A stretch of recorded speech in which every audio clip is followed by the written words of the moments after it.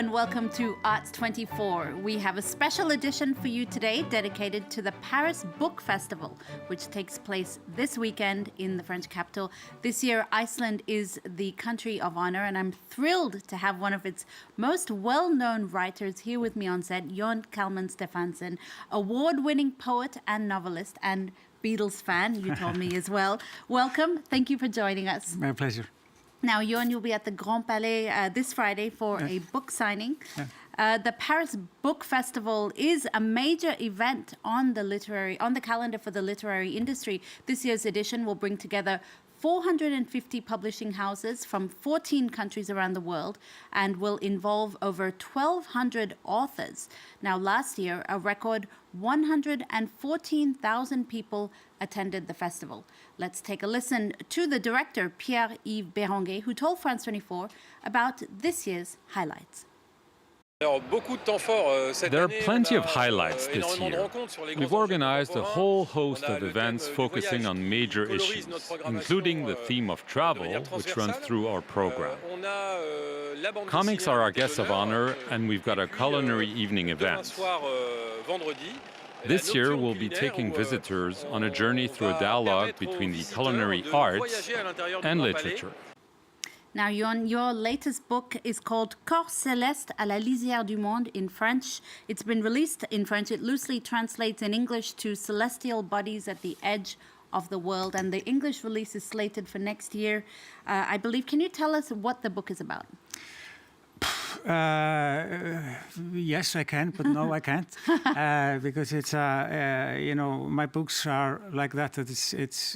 It's always a bit difficult to sum them up in one or two sentences. But one of the main core or focus of this book and the reason I started to work on it was in 1615. It took place in the beginning of the 17th century, 400 years ago.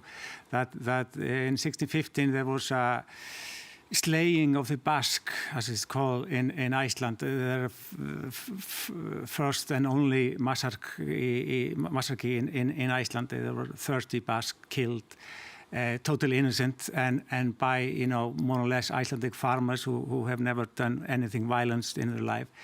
And this is a unique event in our history and something that we rarely talk about, and it's not it was when I was growing up, it was not in our history books and etc. So I wanted to dive into it and ask questions like how come that totally normal person, a farmer, goes out and slay and kill innocent people.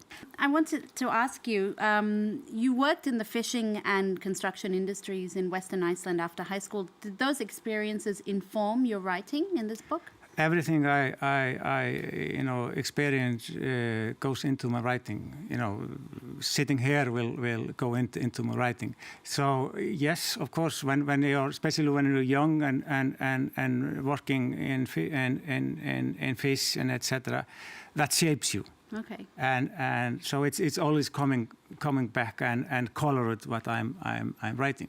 Now, your first novel was published in 1997. It was really the trilogy of Between Heaven and Earth, The Sorrow of Angels, and The Heart of Man that catapulted you into international stardom. Another one of your works, Your Absence is Darkness, was rewarded with the 2022 prize for Best Foreign Book by the French media France Inter and Le Point.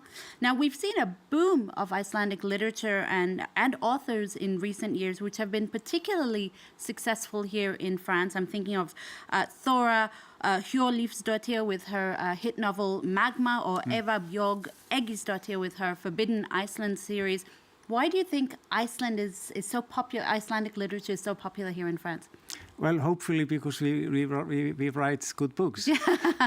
and good translations too, I imagine. Yeah, we have wonderful translator. My translator, he's a whole universe, and he's brilliant. He's brilliant, Erik Borg, and I wouldn't be sitting here without him.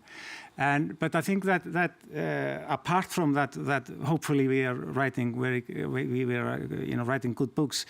That we have a slightly another point of view, because we are not only an islanders, but Iceland is country far away from everything. So our point of view is a bit different than your point of view, and I think as a reader you are eager to dive into a bit different world, because reading is the same as traveling. When you are reading, you are traveling, and you want to travel to new places, and because if you go to new places, you meet yourself in a way again, and reading something which is different from your surrounding, it helps you to both understand yourself better and also your surrounding. And the universe in which these books are set. Now, let's talk about the Paris Book Festival. It's been overshadowed by a few controversies this year. This week, 170 French authors, including punk feminist writer Virginie Despentes and philosopher Bernard-Henri Lévy, announced they'll be leaving the prestigious Grasset publishing house. It comes after CEO Olivier Nora was fired by Grasset's billionaire owner Vincent Bolloré, a figure who is close to the far right here in France. The authors condemned his firing as an attack against editorial independence in an open letter in which they said, I quote, "We refuse to be hostages in an ideological war that seeks to impose authoritarianism in culture and the media." What do you think about that, Jón? Do you think there is a rise of authoritarianism in the media and the culture? Yeah, and it's so obvious that like with Grasset is one of the best and publisher, very much so, and with a great history. And it's part of some filthy millionaires who have no longing of publishing good literature, because if you're a publisher, your main goal is publishing good books, and the literature and the reader is the main focus. But for them, they have something another goal, which is propaganda. I think I'm fair, and as their behavior in this matter, it shows that for them literature doesn't matter.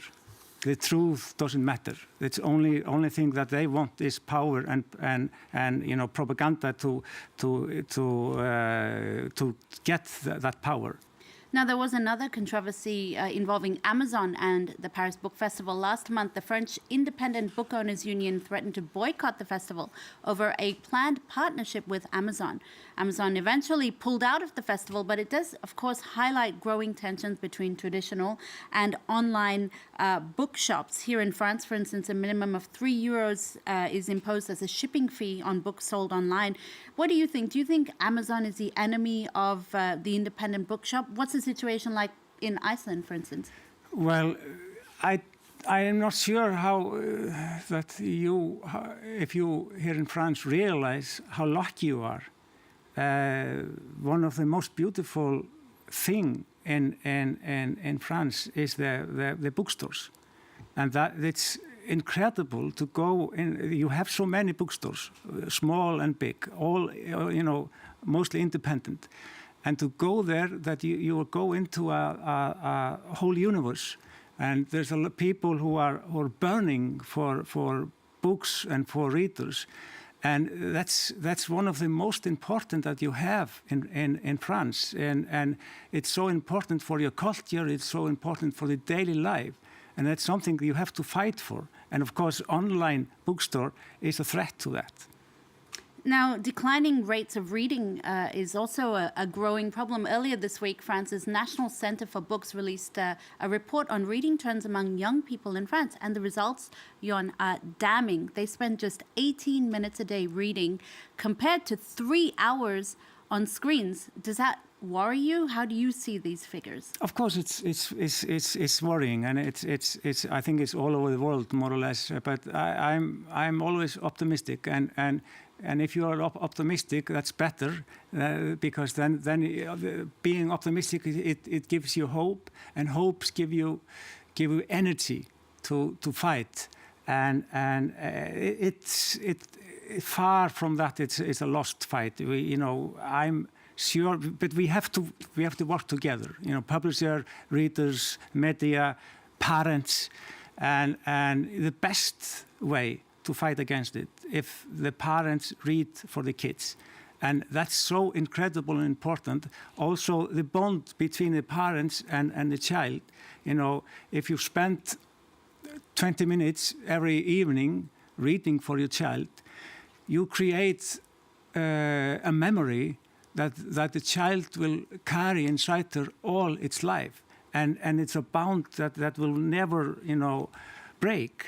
Well, thank you so much for joining us here on Arts 24. As I mentioned, Jón will be at the Paris Book Fair, at the Paris Book Festival this weekend. The theme of the festival this year is comics, the so-called ninth art. There will be 2 exhibitions around this theme. One is dedicated to travel, and the other is called Crush, which is all about romance. Now, romance is often at the center of comic books, from graphic novels to manga to webtoons. It's given rise to subgenres like romantasy, dark romance, and traditional rom-coms. The exhibition Crush will examine and pay tribute to the role of romance in comic books. Let's leave you with a glimpse of that. Thank you to you, our viewers, for watching. See you next time.